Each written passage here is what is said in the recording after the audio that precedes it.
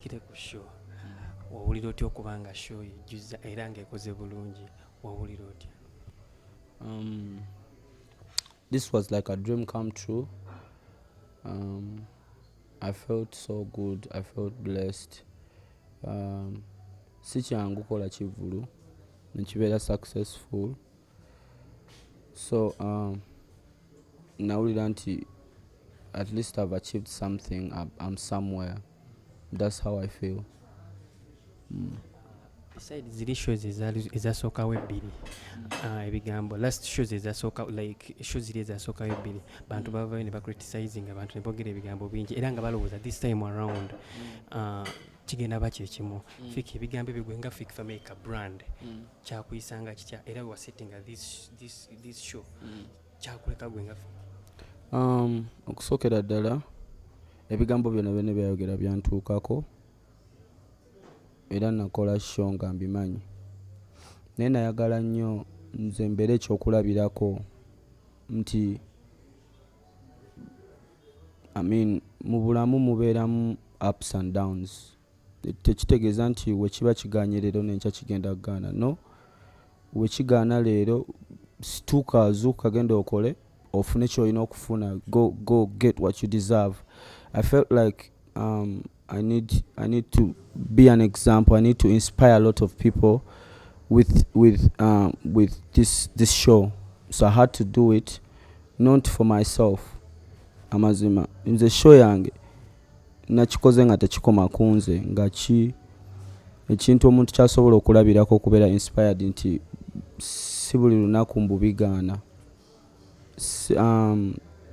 Ate obulamu bugenda mu maaso oba okitegeera buli omu asobola if I can do it everyone can do it. So I feel like I did something that can inspire everyone. Abafaanizi bo kiki oyinza obasuubiza essaazi because abantu it was a full house abantu bajja mu bungi kiki oyinza obasuubiza? Nyongera okubasuubiza nti kati ekivulu ekyo oba we tuli leero is just the beginning. That's why osobola okulaba omusajja nga Bobi Wine n'agamba omwana oyo future. Why? Because nze muntegeera yange bwe nakirowoozeza nti the future is bright. Like we still have a long way to go. Tekiri nti no twakubya Africa na kati byawedde. No, tutandika olwo kati tutandise. So ebyakabi bingi nnyo ebikyajja. Twogere ku kyokuba nti principal yajja wamukonvinsinga otya okubanga principal yajja ku show yo? Kankozesa omukisa guno eno kumwebaza mwana. Principal najja nanvimbisaamu awo ku show yange kyanjawulo nnyo era kyakabi nnyo. I was so honored. Kyali kyakabi nnyo nnyo nnyo. To be honest with you, tekyali kizibu kumukonvinsinga. I actually didn't know that he was going to come. Kwanze namunoonyanga nsaba busabi kalango. Yeah, so ku lunaku lwa show lwennyini ne bangamba nti agenda kujja. Twalaba nti yavayo n'akupostinga. Abantu ne bagamba nti principal Fik Fameica amupostinze.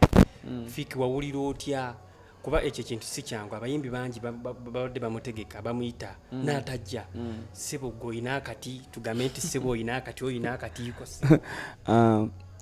Real recognize real. Nga bwentegeera omusajja oyo ndoza naye bwatyo bwantegeera. Simanyi ku kyabayimbi balala naye nze saafuna buzibu ge mazima.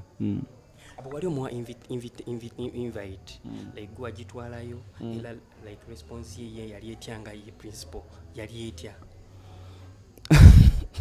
Nga bwe nkikunyonyodde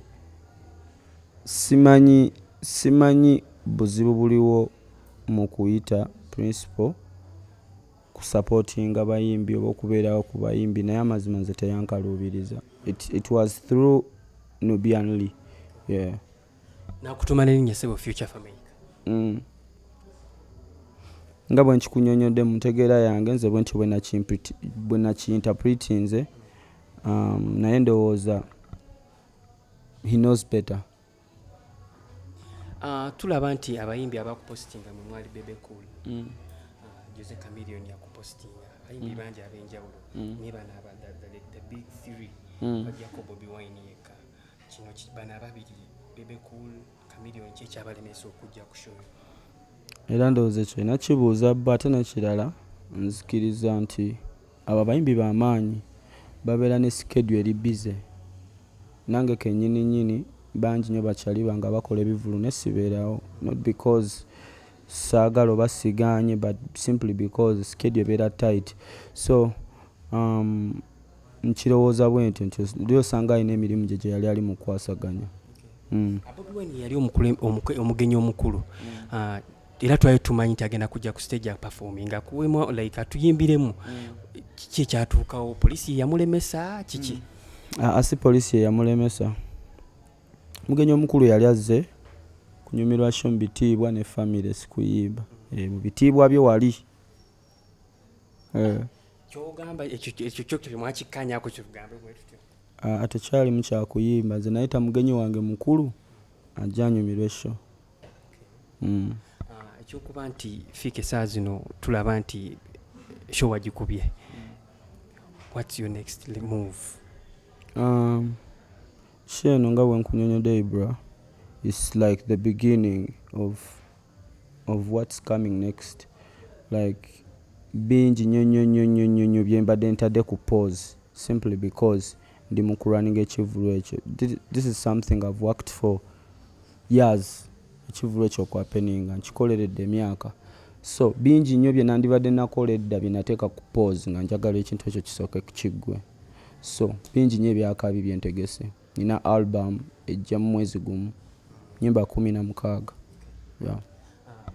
Babuulireko ekyakutuukako wali otraveling eruweero byava ne bigamba nti Fik afunye akabenje sooka babuulire nti kyali kitya akabenje ko nakafuna naye saakafuna twafuna akabenje naye twakasurvivinga nti nze ne ttiimu yange fenafena tewali yafuna buzibu wabula emmotoka mwe nali yayonooneka yonna era nalina emmotoka 2 ze nali ntambudde nazo nenvaamu nenzira mu ndala ne tweyongerayo mu maaso ne tugenda ku show. Ekibuuzo kyange ekisembayo abayimbi bano abasatu omuli Chameleone Bebe Cool ne Bobi Wine bantu bano tulaba nti olina omukwano ogukira ku bayimbi abalala favor ogijja wa Fik favor etya ku bayimbi abo basatu yes kuba bakwagala ekibuuzo ekyo kyange si buli omukozi emabega kivulu kyewasembayo okukola ku ekyaddondo rasta yaliwo right yeah true era ku byaliwo omu ku bantu abava ne bakuconvincinga ne baga Fik do this kitegeeza obwagazi obwo neze I'm a good boy bw'obanga mu kukinyonyola mu ngeri nze gye nsobola okinyonyola mu kubanga nkolagana na buli omu sirina muyimbi gwe ngamba nti ono sikolagana naye and I respect everyone mu bitiibwa bye nze I'm not here tukujja muntu yenna mu kifo kye me I'm just taking my path so I respect every artist mu bitiibwa by'ensonga lwaki ndowooza osobola okulaba embeera bwetyo omuntu nga wakabi ate nga agaba respect omuntu nga wakabi ate nga ayagaliza ate nga akola bibye so tewali nsonga lwaki wabeerawo era walina kubeerawo mukwano nze kyenspreadinga mu industry tulina okuba nga ffenna tweyagala yaman abantu bavayo ne bagamba nti okujja kwa principal kwa Africana kwa contributing kinene nnyo ku show yo how true is that sisobola kukiwakanya kubanga ye mugenyi omukulu ekyokubiri ye principal ekyokusatu ye Bobi Wine so tosobola kukibuusa maaso nti okubeerawo kwe kwanjawulo gwe kennyini okiŋŋambye nti bamuyita n'atajja n'okupostinga opostinga bamugamba n'atakola ki so sisobola kukibuusa maaso era kyakontributinga kinene nnyo y'okubeerawo kwe kwaweesa first of all omukolo gwange ekitiibwa so I respect that